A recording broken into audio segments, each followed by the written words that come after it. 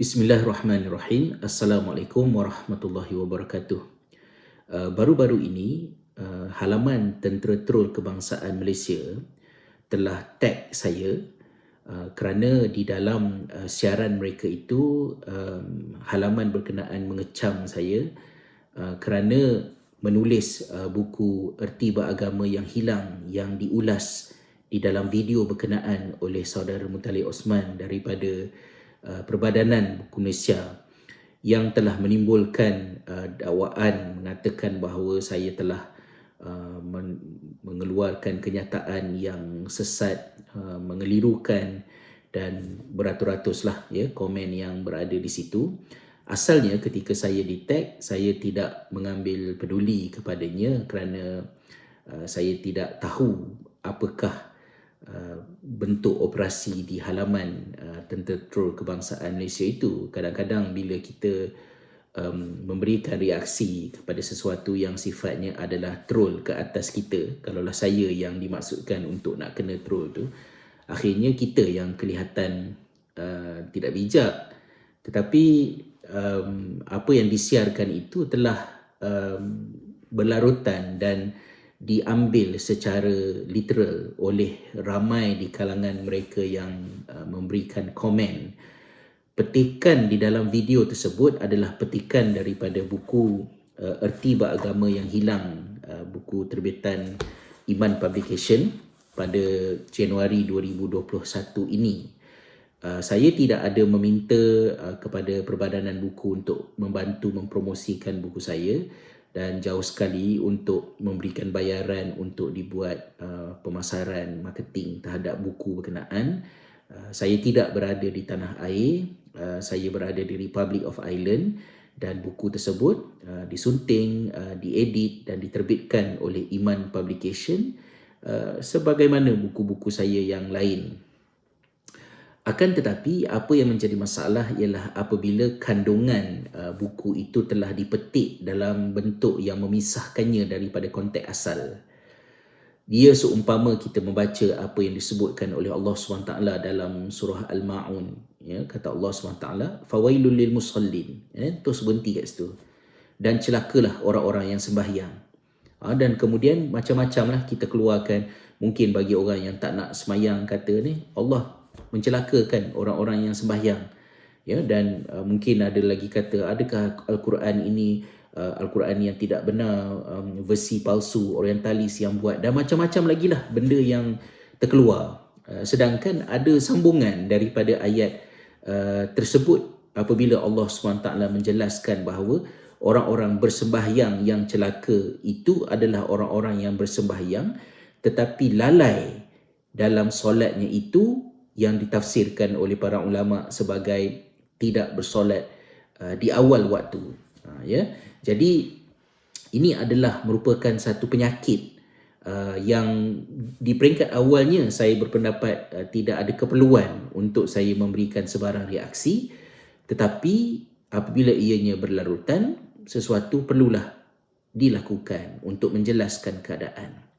Saya menjelaskan di dalam muka surat 120 buku Erti Beragama yang Hilang ini, bagaimanakah kita hendak mengenal Allah Subhanahu Wa Taala, dan cara yang pertamanya adalah dengan mengenali Allah melalui wahyunya sendiri, melalui kalamnya sendiri. Tetapi untuk menghargai wahyu Allah sebagai jalan untuk mengenalnya, kita perlulah mempunyai keimanan, keyakinan terhadap kebenaran wahyu Allah itu. Dan ini ditegaskan oleh Allah SWT di dalam surah Al-Baqarah ayat 1, 2 dan lanjutannya sehingga ke ayat yang kelima.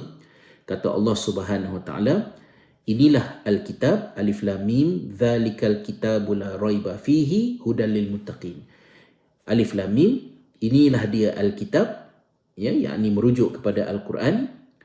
Di hujung ayat itu Allah SWT kata petunjuk bagi orang-orang yang bertakwa. Tetapi sebelum Allah menyebut Al-Quran itu sebagai petunjuk bagi orang yang bertakwa, ia didahului dengan satu petikan penting dalam ayat itu, iaitulah la raiba fih, yang tidak ada keraguan padanya. Dalam erti kata yang lain, Al-Quran ini adalah wahyu daripada Allah. Ia adalah merupakan petunjuk. Petunjuk itu adalah kita hendak ke mana-mana membuat keputusan dalam kehidupan kita ini, Al-Quran itu berfungsi menjadi petunjuk. Tetapi sesuatu hanya akan menjadi petunjuk sekiranya kita meyakininya sebagai petunjuk.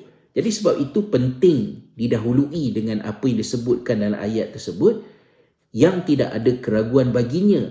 Jadi saya mendatangkan analogi itu untuk menimbulkan pertanyaan, keyakinan kita terhadap kebenaran Al-Quran itu berasaskan kepada apa? Adakah daripada apa yang ustazah cakap, daripada apa yang kita dengar begitu sahaja?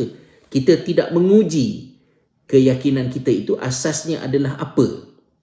Dan di situlah saya berikan satu perumpamaan.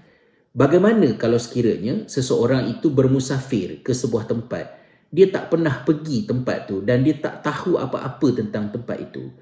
Maka kelaziman bagi orang yang hendak bermusafir ke tempat yang dia tidak tahu adalah dengan mendapatkan peta.